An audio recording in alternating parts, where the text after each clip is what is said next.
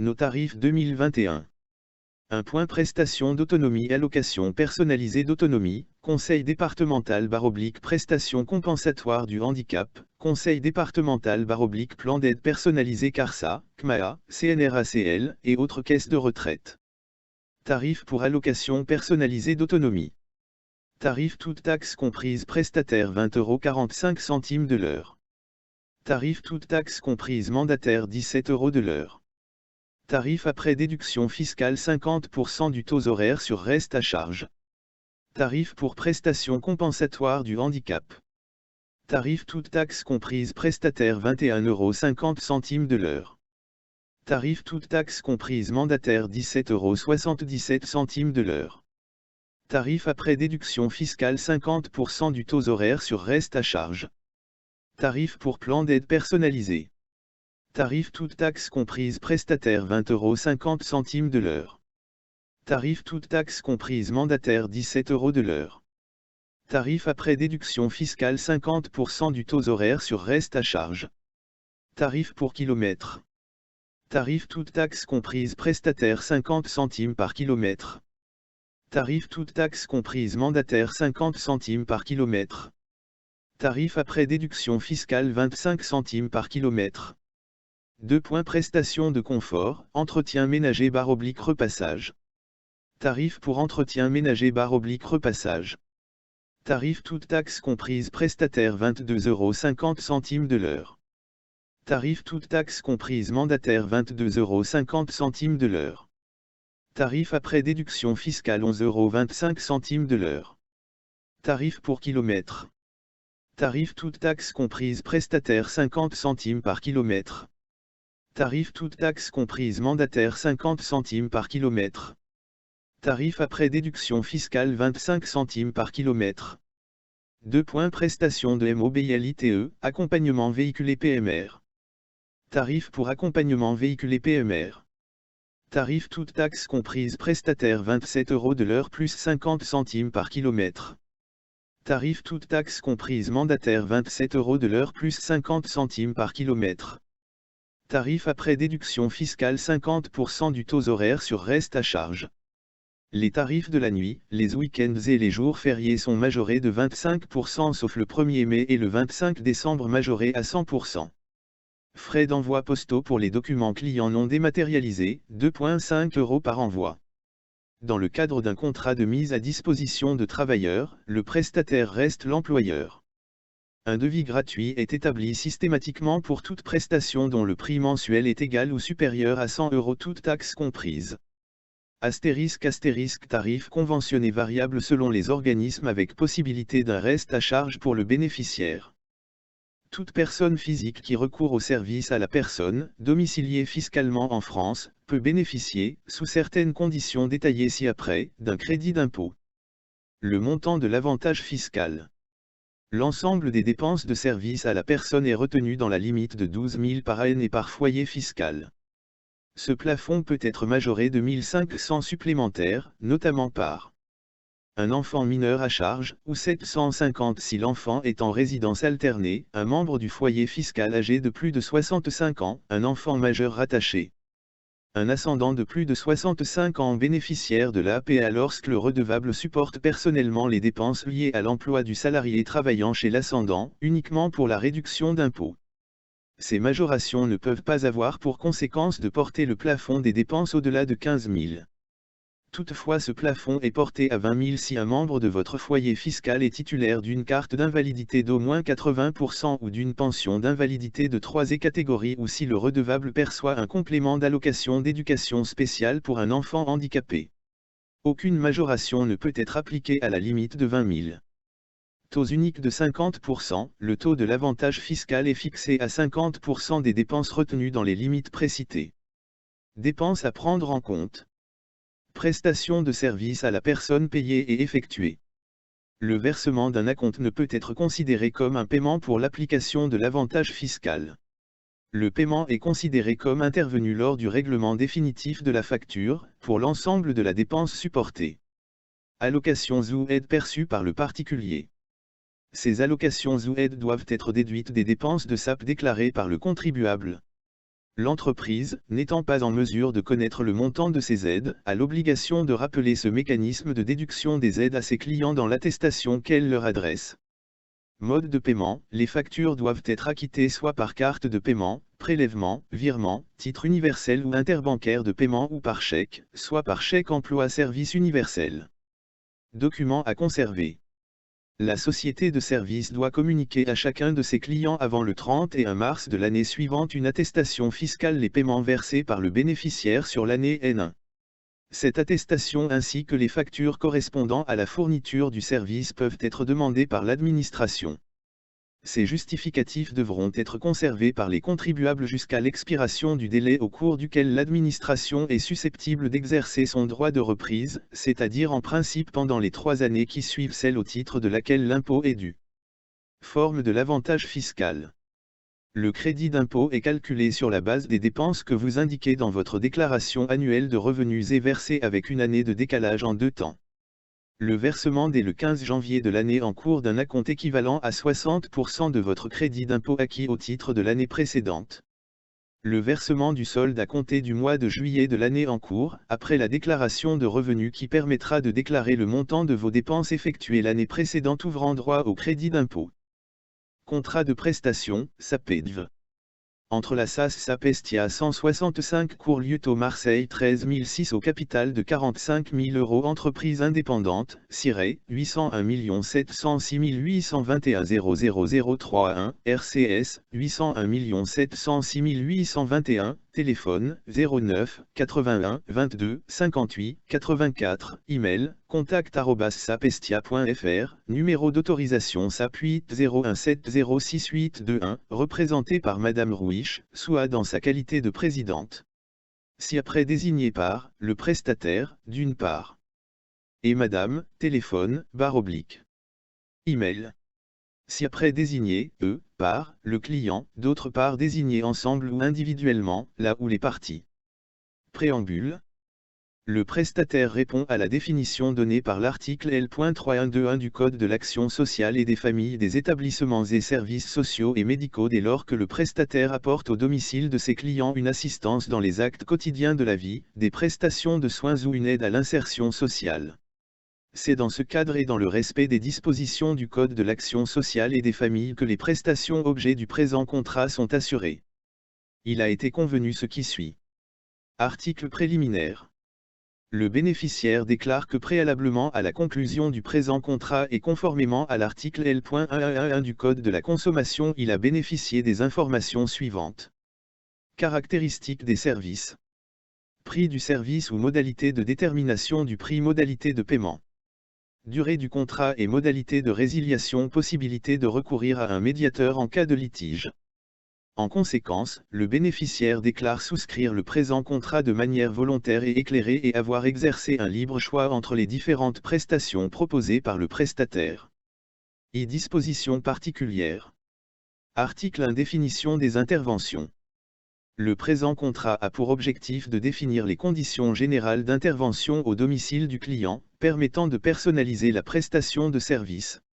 Le service régi par le présent contrat a pour objet une assistance à l'autonomie. L'objectif de la prise en charge est de compenser la perte d'autonomie, d'accompagner le bénéficiaire dans les actes essentiels de la vie quotidienne, courses, entretien ménager, aide à la personne, aide au repas, etc. En fonction de l'évaluation individuelle réalisée chez vous, notre intervention se réalisera de la façon suivante: aide à domicile. La situation de la personne accompagnée fait l'objet d'un réexamen au moins une fois par an afin de réactualiser l'intervention si nécessaire. Un rendez-vous annuel au domicile du bénéficiaire est organisé, à défaut s'il est impossible de se rendre au domicile du bénéficiaire, un entretien téléphonique est réalisé avec la personne accompagnée et le cas échéant le proche aidant ainsi que les professionnels intervenants pouvant apporter des informations complémentaires. Les jours et heures d'intervention sont fixés en accord avec le bénéficiaire ou son référent et en fonction des disponibilités de notre personnel. Conformément aux dispositions de l'article 2 de l'arrêté du 17 mars 2015, le mode d'intervention est le suivant: prestataire. Article 2. Durée du contrat. Le présent contrat prend effet le. Les modalités de résiliation figurent aux articles entre 15 et 16. Article 3. Tarifs et financement. Le tarif horaire appliqué par le prestataire est de €, taux en vigueur à la date du jour. La participation horaire de l'organisme financeur estimée, en fonction de votre plan d'aide, est de % soit €/mois. Tout transport véhiculé effectué dans le cadre de la prestation est facturé, 0,50 €/km. Le devis, lié à ce présent contrat qui a été établi au préalable comporte un nombre d'heures mensuelles initial de H00/mois soit une fréquence de. Uniquement les heures réelles effectuées seront facturées. Article 4 Délai de rétraction exécution immédiate. En cas de conclusion du contrat hors établissement, le bénéficiaire dispose, conformément à la loi d'un délai de rétractation de 14 jours à compter du lendemain du jour de la signature du contrat pour exercer son droit de rétractation auprès du prestataire et annuler sa commande, sans avoir à justifier de motif ni à payer de pénalité, sauf si l'exécution des prestations a commencé, avec l'accord du client, avant la fin du délai de rétractation. Le bénéficiaire est informé qu'il peut demander que les prestations soient exécutées dès conclusion du contrat sans attendre l'expiration du délai de rétractation. Dans cette hypothèse, il cochera la case prévue à cet effet ci-dessous et apposera la mention manuscrite préconisée avant sa signature. Si le bénéficiaire exerce finalement son droit de rétractation alors qu'à sa demande l'exécution du contrat avait commencé avant l'expiration du délai, le bénéficiaire est tenu de régler le prix correspondant au service fourni jusqu'à sa décision de rétractation. 2. Dispositions générales.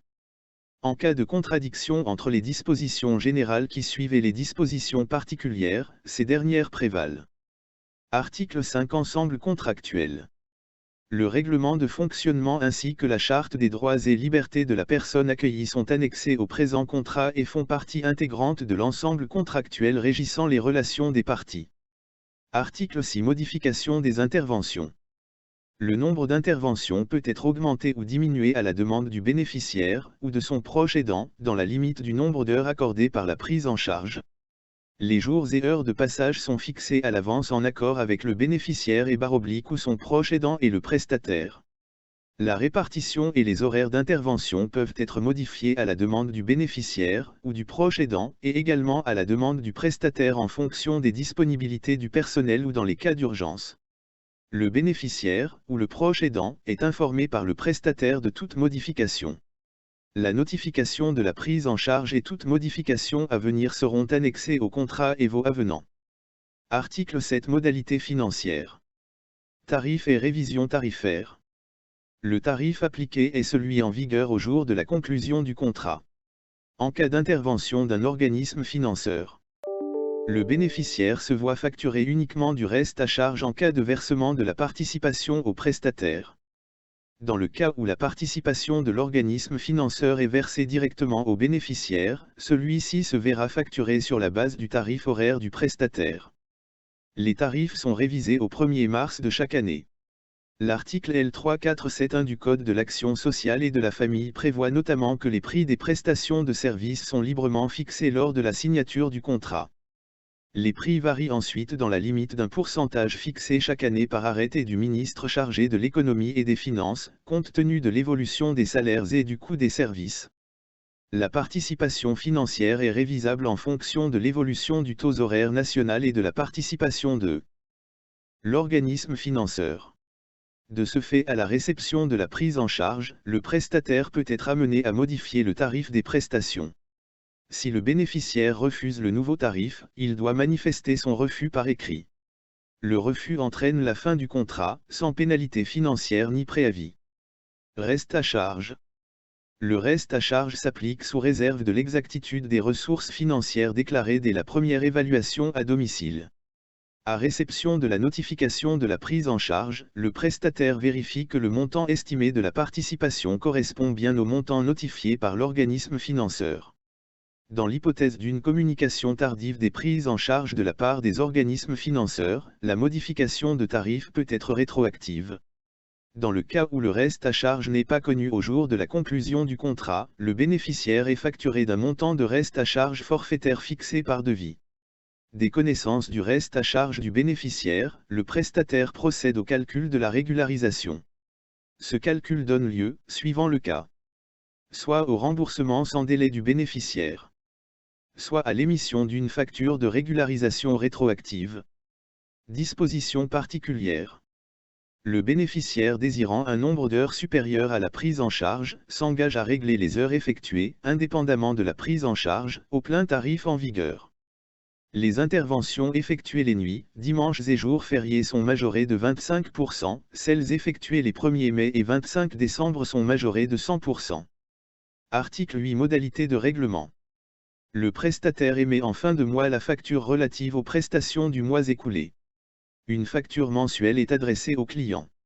Le bénéficiaire s'engage à régler les factures des réceptions par prélèvement automatique, ou virement, ou CESU préfinancé, montant préimprimé sur le chèque, ou par chèque à l'ordre du prestataire. Tout règlement en retard par rapport à l'échéance fixée entraînera à compter de la mise en demeure adressée au bénéficiaire par lettre recommandée avec accusé de réception le paiement d'un intérêt de retard par application aux sommes dues du taux d'intérêt légal en vigueur au jour du retard ou du défaut de paiement. En outre, 15 jours après une mise en demeure de s'exécuter précisant l'obligation non respectée et demeurée sans effet adressée au bénéficiaire par lettre recommandée avec accusé de réception, le prestataire pourra suspendre l'exécution des prestations jusqu'à apurement de la dette. La suspension sera alors notifiée par l'envoi d'une seconde lettre recommandée constatant l'inexécution des obligations du bénéficiaire.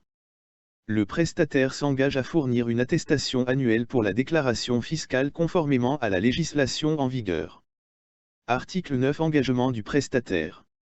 Le prestataire s'engage en son nom et au nom de tout intervenant dans le cadre du présent contrat à répondre au mieux aux attentes et besoins du client, à respecter le choix des prestations par la personne aidée, à respecter les choix de vie de la personne aidée, à respecter la dignité, l'intégrité, la vie privée, l'intimité, la sécurité et le droit à aller et venir librement de la personne aidée, à accepter la demande de prestation et s'engage à y répondre dans les délais, à assurer une prise en charge et un accompagnement individualisé de qualité favorisant le développement, l'autonomie et l'insertion de la personne aidée, à respecter une stricte confidentialité à l'égard des informations concernant la personne aidée, à remplacer sans délai par une autre intervenante, dans le cas d'une indisponibilité de l'intervenante habituelle, les samedis, dimanches et jours fériés pour les prestations comprenant des actes essentiels de la vie quotidienne, se lever, s'habiller, se coucher, se laver, se nourrir, aller aux toilettes, se déplacer.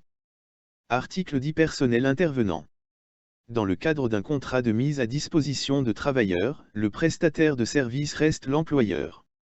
Le bénéficiaire peut cependant au cours des interventions donner des instructions au personnel. Le prestataire garantit qu'il respecte l'ensemble de la réglementation légale et conventionnelle applicable au personnel auquel il fait appel. Le personnel intervenant est rémunéré par le prestataire.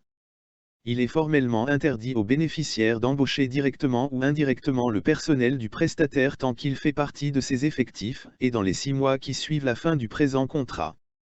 Le prestataire s'engage sur la qualification du personnel intervenant qui est soit titulaire d'un diplôme homologué par l'État, soit dispose d'une expérience professionnelle dans son domaine de compétences et bénéficiera d'accompagnement à la validation des acquis, soit bénéficier d'un contrat aide par l'État assorti de mesures de formation professionnelle, soit bénéficier d'une formation d'adaptation à l'emploi suivie d'une formation qualifiante dans son domaine d'intervention.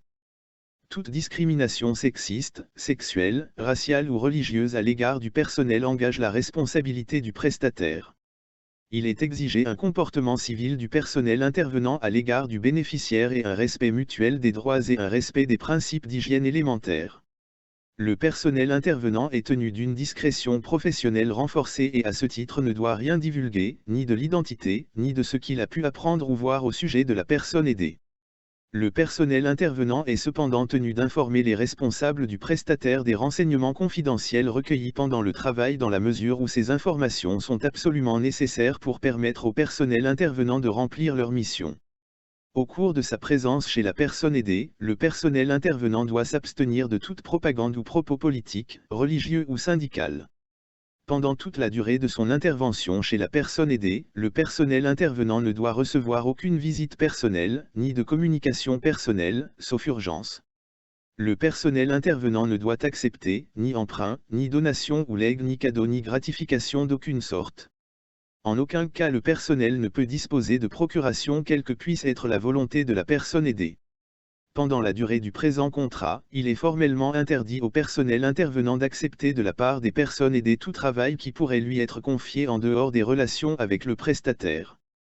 En cas d'absence de l'aide à domicile intervenant habituellement, le prestataire propose au bénéficiaire, ou à son proche aidant, un remplaçant dans un délai maximal de 72 heures ouvrées.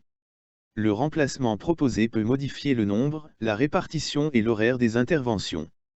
Le bénéficiaire est informé par le prestataire de ces changements qu'il peut refuser. Lorsque le bénéficiaire nécessite un accompagnement continu pour son maintien à domicile, ce remplacement est organisé sans délai. L'aide à domicile intervenant chez le bénéficiaire est salariée par le prestataire, aussi pour des raisons d'organisation et de gestion, l'intervenant peut changer. Toutefois, le prestataire garantit une compétence et une qualité de service équivalente pour l'ensemble de son personnel. Le temps passé à faire les courses est considéré comme temps de travail.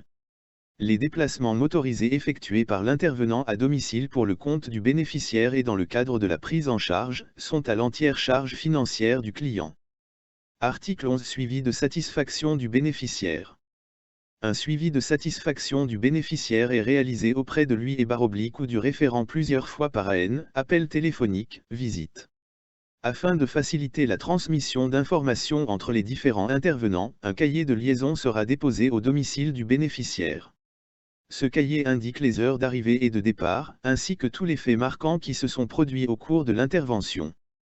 En cas d'insatisfaction concernant le déroulement de la prestation ou l'intervenant, le bénéficiaire devra en informer le prestataire par écrit afin de trouver une solution satisfaisante pour les deux parties. Il est exigé un comportement civil à l'égard du personnel intervenant et un respect mutuel des droits et un respect des principes d'hygiène élémentaires. Le bénéficiaire s'engage à remettre au prestataire les informations nécessaires relatives à la constitution du dossier. Il atteste l'exactitude des informations fournies. À prendre connaissance du présent contrat, des obligations et des dispositions mentionnées. À fournir le matériel adapté aux travaux demandés, des produits ménagers en quantité suffisante ainsi que des gants de protection ménager réservés au travail que le prestataire effectuera à son domicile. Le prestataire détermine le matériel et les produits nécessaires en fonction de l'objet de l'intervention. Les produits entretien doivent être conservés dans leur emballage d'origine. À signer le feuillet de présence remis par l'aide à domicile en fin de vacation. Ce feuillet sert de référence à l'établissement de la facturation, il peut être substitué par un système de télégestion si celui-ci existe. À faciliter l'exécution de la prestation, à respecter les jours, les horaires, et la durée des interventions programmées. Dans le cas d'un empêchement de nature à annuler l'exécution de l'intervention, le bénéficiaire s'engage à informer le prestataire. Le bénéficiaire ou son référent s'assure que les installations et appareils électriques répondent aux normes et que leur utilisation ne présente aucun danger. Pour assurer la sécurité du bénéficiaire et de celle du personnel, le prestataire pourra exiger l'achat de matériel ou la réalisation d'aménagements, sécurisation de l'installation électrique. Le refus du bénéficiaire ou de sa famille de se conformer à ces préconisations peut conduire à une résiliation du contrat dans les conditions de l'article 16. Pour les animaux domestiques, le prestataire demande aux bénéficiaires de les tenir éloignés ou attachés pour éviter tout contact avec les intervenants. Il est rappelé aux bénéficiaires que la vaccination est obligatoire et qu'en cas de morsure ou de tout autre accident provoqué par l'animal domestique, sa responsabilité est engagée. Il ne peut être admis que de gros travaux de nettoyage des lustres ou des vitres à grande hauteur, lessivage des plafonds ou des murs, débarras de caves, soient exigés. Les interventions dans le cadre d'une prise en charge doivent être réalisées uniquement en faveur de la personne aidée et non de l'entourage familial. Les prestations sont effectuées sur le lieu de vie du client. En aucun cas les prestations ne peuvent avoir lieu au domicile d'autres personnes, telles que des membres de la famille, amis, voisins, etc., sauf modification du plan d'aide. Article 13. Modalités de suspension de l'intervention. Toute absence imprévue du bénéficiaire rendant impossible l'exécution des interventions doit être notifiée au prestataire le plus rapidement possible. À cet effet, un répondeur est à votre disposition en dehors des heures d'ouverture du prestataire. Toute absence prévue mais occasionnelle doit être notifiée au prestataire au moins 72 heures à l'avance. À défaut, la prestation est facturée sauf situation exceptionnelle relevant d'un cas de force majeure tel qu'une hospitalisation par exemple. Toute absence prévue mais prolongée, c'est accent grave dire pour une période définie supérieure à un jour d'absence doit être notifiée au moins 15 jours avant le début de la période d'absence. En cas d'interruption supérieure à 15 jours, la reprise des prestations ne sera pas systématique. En fonction des disponibilités du prestataire, un délai de reprise pourra s'avérer nécessaire. L'exécution du contrat sera suspendue en cas de survenance d'un événement répondant à la définition donnée des cas de force majeure par l'article 1218 du Code civil, à savoir les événements imprévisibles, irrésistibles et échappant au contrôle des parties. Article 14. Responsabilité du prestataire. Le prestataire est responsable de l'ensemble du personnel affecté à l'exécution de ce contrat. Il est responsable des accidents survenant du fait de son personnel, des détériorations et des vols qui pourraient être commis par celui-ci, et déclare avoir souscrit une assurance responsabilité civile pour la couverture de ces risques. Le prestataire remet au bénéficiaire la justification de la souscription de cette assurance à première demande du bénéficiaire. Le bénéficiaire signale au prestataire toute difficulté ou tout dommage occasionné par le personnel dès qu'il en a connaissance.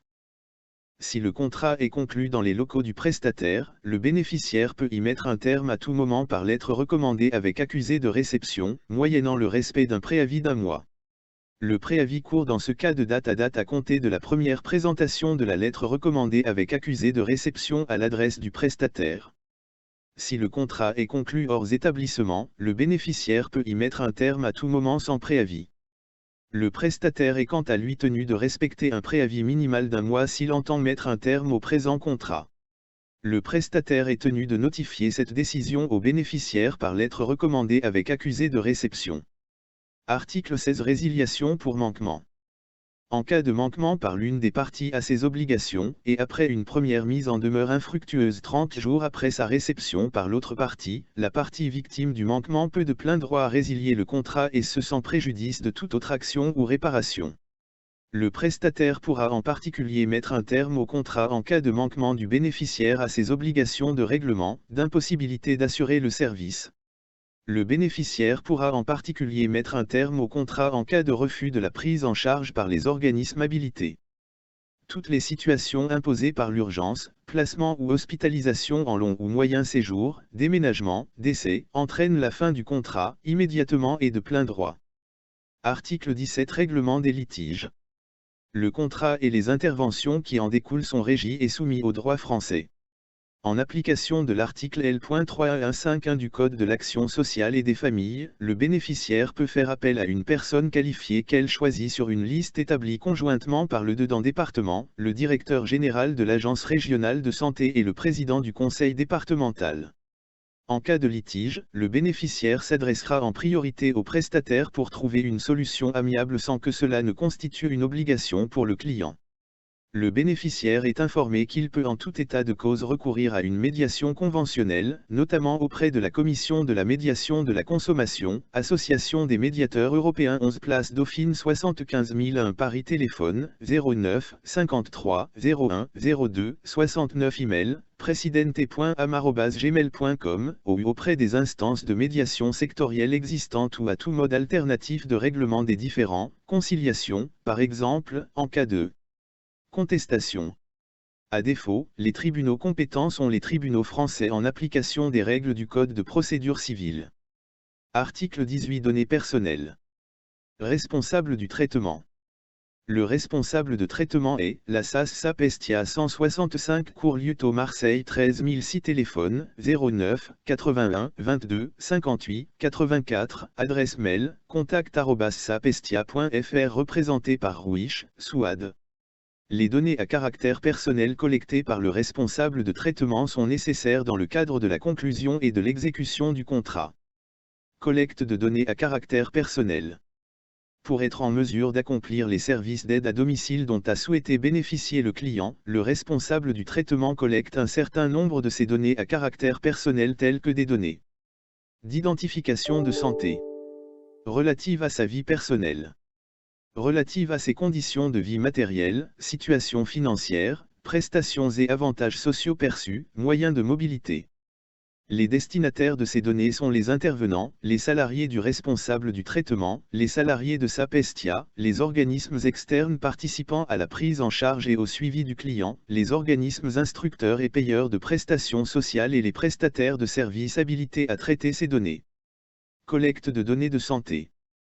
Le responsable du traitement doit nécessairement collecter les données de santé du client afin de pouvoir accomplir des prestations de services d'aide à domicile adaptées à son état de santé.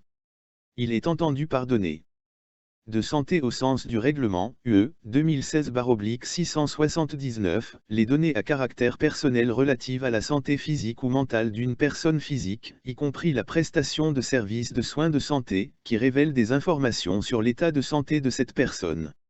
Le responsable du traitement a conscience du caractère sensible et confidentiel de ces données et garantit le client que seuls auront accès à ces données de santé les personnes concourant à la prise en charge, à l'accompagnement et au suivi social et médico-social du client.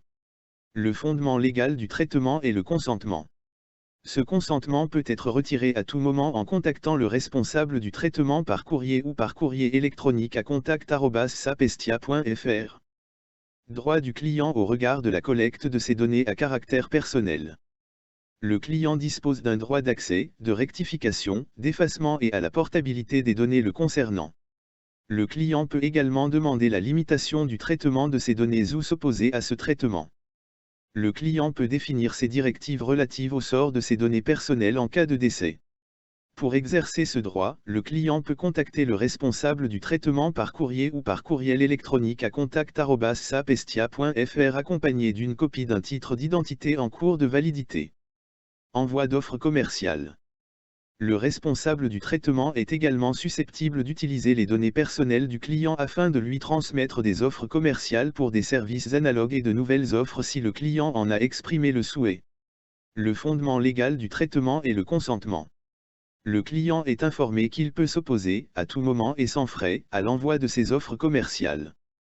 Conservation des données personnelles du client. Données personnelles collectées et traitées pour fournir les services d'aide à domicile, la durée de conservation est de 2 ans à compter de la date de règlement de la dernière facture par le client. Ces données sont supprimées sans délai en cas de décès du client. Données d'identification à des fins de prospection commerciale, la durée de conservation est de 3 ans à compter de la date de règlement de la dernière facture par le client. Contrat de prestation de service, la durée de conservation est de 5 ans à compter de la date de règlement de la dernière facture par le client. Lorsqu'il existe un recours contre un tiers ou un contentieux, les données à caractère personnel peuvent être conservées jusqu'à l'intervention de la décision définitive. Article 19. Rappel des textes légaux. Article L.121.8 du Code de la consommation, est interdit le fait d'abuser de la faiblesse ou de l'ignorance d'une personne pour lui faire souscrire, par le moyen de visites à domicile, des engagements au comptant ou à crédit sous quelque forme que ce soit, lorsque les circonstances montrent que cette personne n'était pas en mesure d'apprécier la portée des engagements qu'elle prenait ou de déceler les ruses ou artifices déployés pour la convaincre à y souscrire ou font apparaître qu'elle a été soumise à une contrainte. Je souhaite que l'exécution des prestations débute avant la fin du délai de rétractation. En cochant cette case, le client autorise expressément le responsable du traitement à collecter ces données de santé afin que les services d'aide à domicile qui lui seront rendus soient adaptés à son état de santé. Je sous-signé, Ruich, Souad, atteste avoir délivré l'information prévue à l'article 3.103 du Code de l'action sociale et des familles relative au droit à désigner une personne de confiance et avoir remis la notice d'information mentionnée à cet article. Pour le client, pour le proche aidant, le cas échéant, pour le prestataire Madame. Précédé de la mention lue et approuvée. Formulaire de rétractation. R.2211 du Code de la consommation. Veuillez compléter et envoyer le présent formulaire uniquement si vous souhaitez vous rétracter du contrat, à l'attention des nom et adresse géographique et email du prestataire. Civilité. Nom. Prénom. Adresse. Téléphone. Adresse email. Je vous notifie par la présente ma rétractation du contrat ci-dessous. Conclut le. Désignation de la prestation. Informations concernant l'exercice du droit de rétractation. Droit de rétractation. Pour exercer le droit de rétractation, vous devez nous notifier votre décision de rétractation du présent contrat au moyen d'une déclaration dénuée d'ambiguïté, par exemple, lettre envoyée par la poste ou formulaire électronique, adressée au prestataire. Vous pouvez utiliser le formulaire de rétractation mais ce n'est pas obligatoire.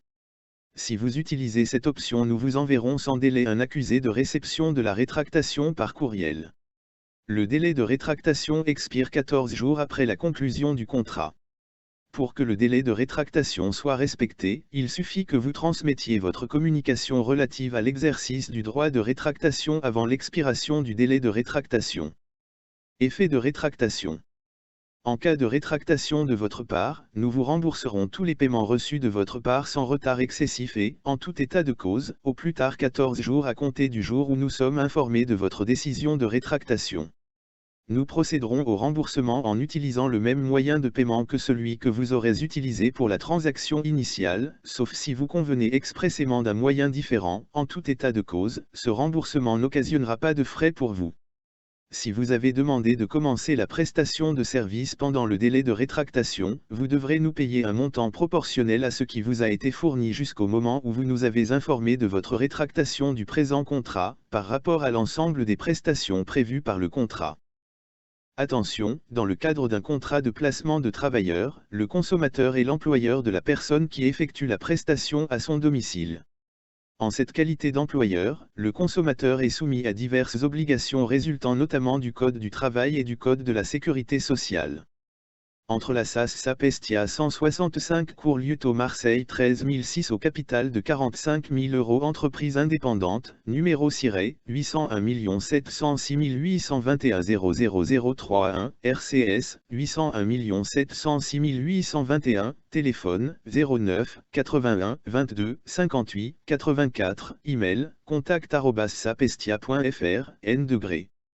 Déclaration /agrément, astérisque astérisque astérisque astérisque astérisque astérisque astérisque astérisque astérisque astérisque astérisque astérisque astérisque astérisque, représenté par Madame Rouiche, soit dans sa qualité de présidente. Si après désigné par, le prestataire, d'une part. Et Monsieur Pignon, François, une place Castellane, téléphone, 04, 91, 91, 91, 91, email, f.pignon@diner.fr. Si après désigné, et, par, le client, d'autre part désigné ensemble ou individuellement, là où les parties. Préambule. La structure est un spécialiste en matière de particulier employeur et propose différentes prestations dans ce domaine, conseil, évaluation, rédaction d'actes, formalités liées à l'embauche etc. Le client souhaite faire appel à l'expertise de la structure dans ce domaine. Pour toutes les prestations proposées, la structure exécutera ses missions conformément à la législation en vigueur. Cependant, il est rappelé que le client demeurera l'unique employeur de l'intervenant à domicile. En aucun cas la structure ne se substituera au client dans l'exercice de sa fonction d'employeur. Le client, en tant que particulier employeur, demeure responsable du respect des dispositions applicables du Code du travail et de la convention collective des salariés du particulier employeur ainsi que du paiement des charges sociales afférentes à l'emploi de son ou ses salariés. Il est convenu ce qui suit. Article 1, objet du contrat.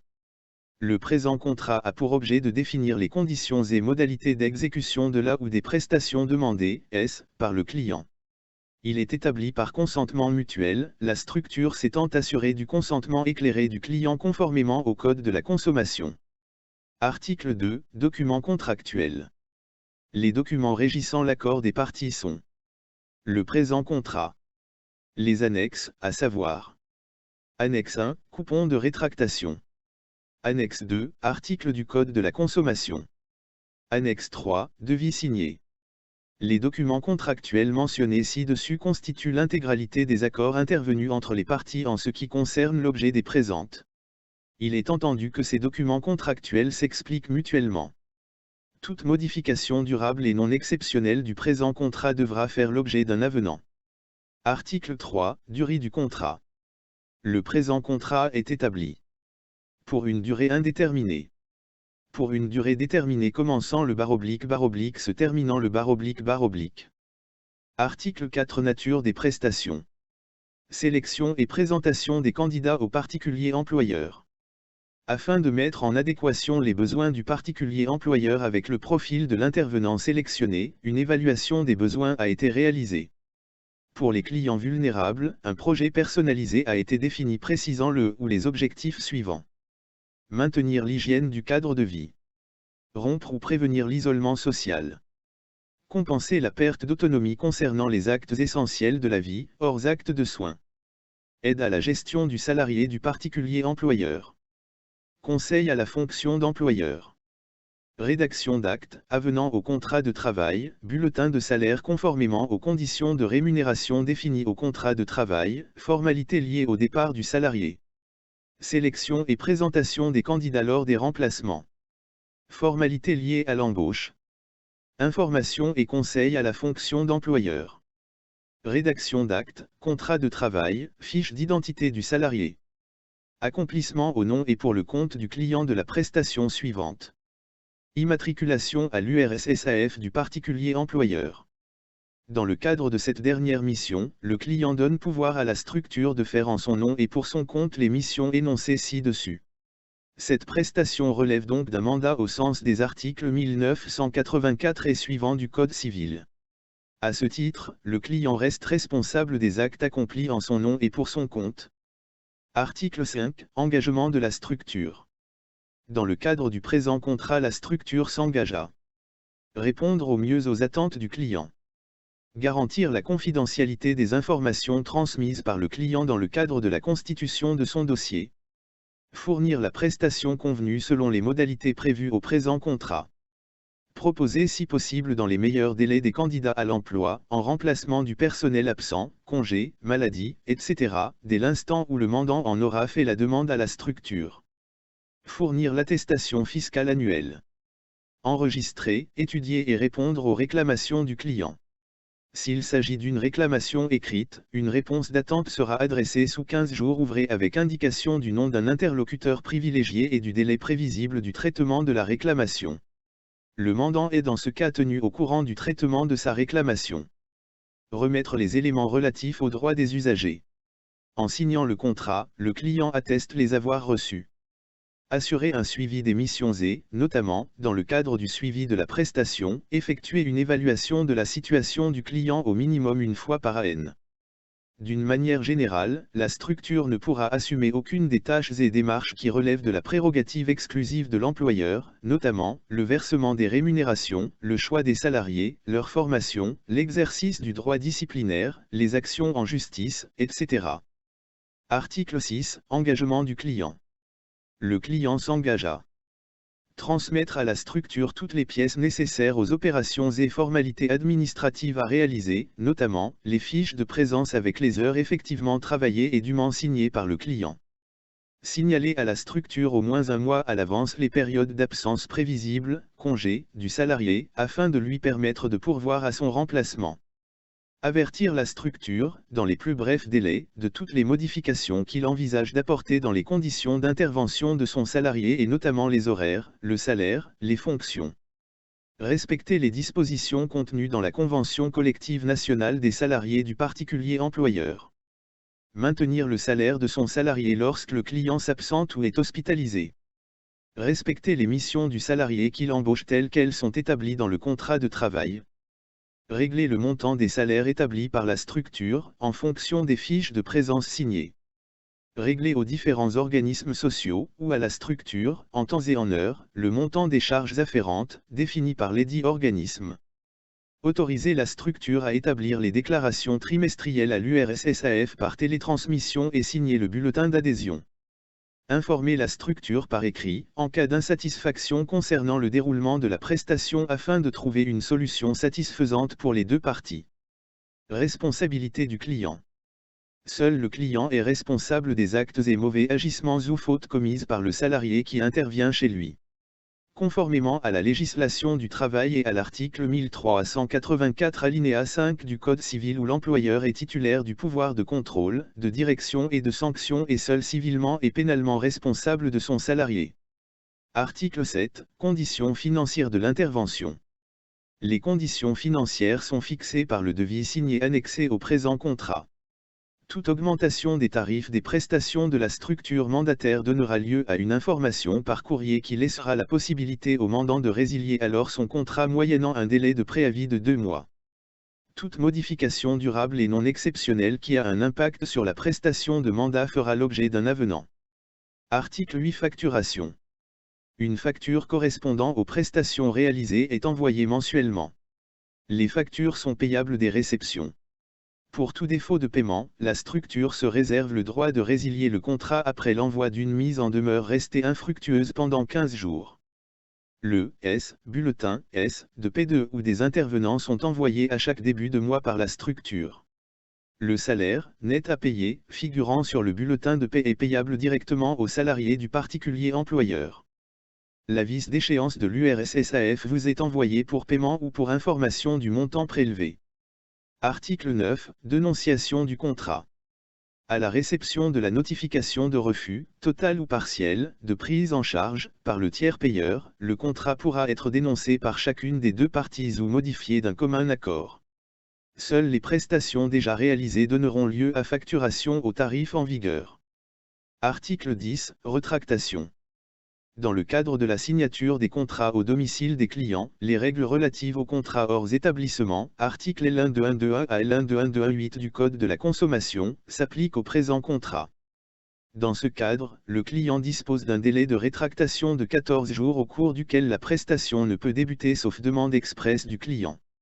Le client a la possibilité de se rétracter en retournant le bordereau de rétractation ci-joint dans un délai de 14 jours à compter de la signature des présentes.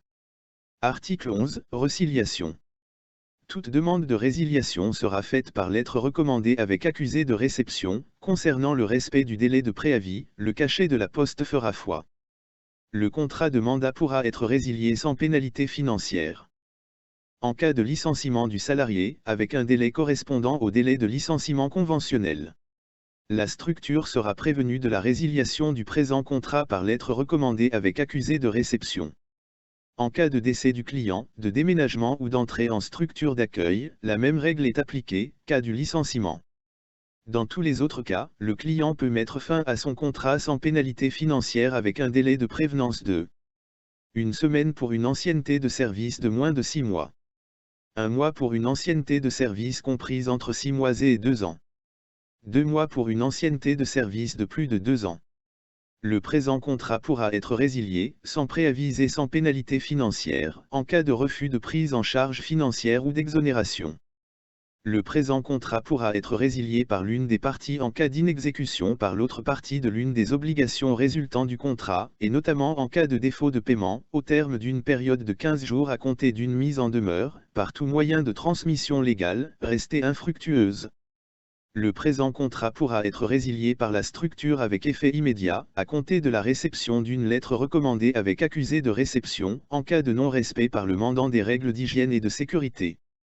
Ou en cas de harcèlement ou de violence à l'encontre de l'intervenant par le client. L'absence pour congés ou pour hospitalisation ne peut mettre fin ou suspendre le présent contrat.